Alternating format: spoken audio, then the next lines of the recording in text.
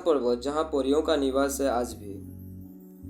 और ये कहानी जुड़ी हुई है रावण से, और ये कहानी है खेत पर्वत से।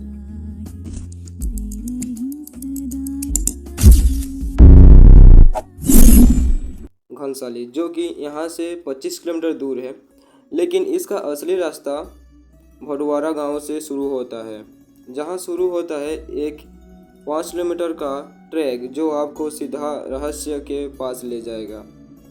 ऊपर पहुंचकर आपको मिलेगा माँ खेडवाली का वो मंदिर, जहाँ उन्होंने मधु और कैतव नाम के 2 भयंकर असुर को वध किया था। लेकिन इस पहाड़ के रहस्य की जड़ आज से 17,25,000 साल पुरानी है। कहानी जुड़ी है लंकापति रावण से और मंदोदरी से।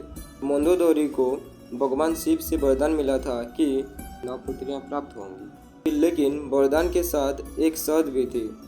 इस दिन ये 9 पुत्रियां जन्म लेंगी तो लंका का विनाश शुरू हो जाएगा। जब रावण को वो बात पता चली तो वो बहुत क्रोधित हो उठा, और जैसे ही उन 9 बेटियों का जन्म हुआ, रावण ने उन्हें उठाया और इसी खेत पर्वत की चट्टानों पर पटक कर मार दिया। वो वहाँ मर तो गई, पर उनकी आत्मा हमेशा के लिए वहीं रह गई। बाद में उन्होंने आचिन्हरी यानी परियों का रूप ले लिया। आज भी माना जाता है कि वो 9 परियां इन पहाड़ों की रक्षा करती हैं।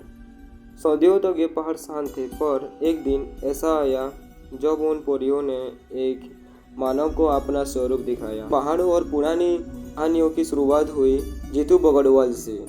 जीतू इन्हीं पहाड़ों के नीचे एक गांव में रहता था। उसे बांसुरी बजाना बहुत पसंद था। उसने सोचा था कि ये हुनर एक दिन उसकी दुनिया बदल देगी, और उसे खबर नहीं थी कि उसकी एक धुन इन 17 लाख साल पुरानी शक्तियों को जगा देगी। तो जीतू अपनी बहन से मिलने जा रहा था। रास्ते में उसे खेत पर्वत की ढाल को पार करना था। बांसुरी बजाना उसका शौक था, तो चलते चलते उसने एक धुन छेड़ दी। उसके संगीत में इतना जादू था कि वो 9 परियां जो वहाँ सो रही थी वो जाग उठी।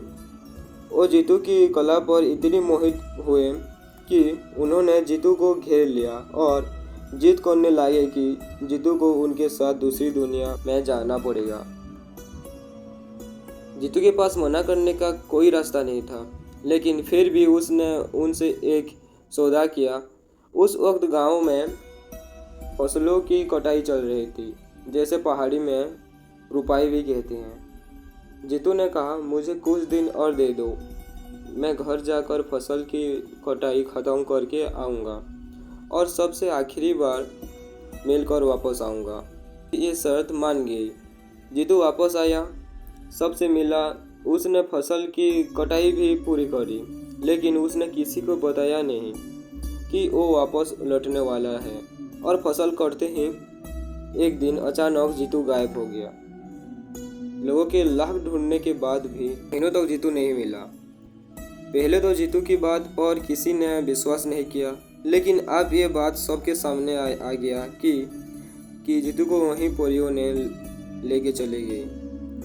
इस घटना के बाद से उस गांव में एक नियम बन गया कि उन पर्वतों पर गाना बजाना या चटकीले कपड़े पहनना और किसी भी चीज़ का प्रयोग करना मना है, क्योंकि ये चीज़ें उन परियों को आकर्षित कर लेता है। उस दिन से गांव वालों के लिए जीतू सिर्फ एक इंसान नहीं, बल्कि हमें दूसरी दुनिया से जोड़ने की एक कड़ी बन गया। गांव वाले आज भी उन 9 परियों के लिए उसी मंदिर में 9 दिन मेला रखते हैं। कहते हैं कि पूर्णिमा की रात को यहाँ पर्वतों में आपको चमकीली रोशनियाँ घूमते हुए दिखेंगी। अगर आपका दिल सच्चा हो तो वहाँ से गुजरते वक्त आपको आज भी जीतू की बांसुरी की धुन सुनाई देगी।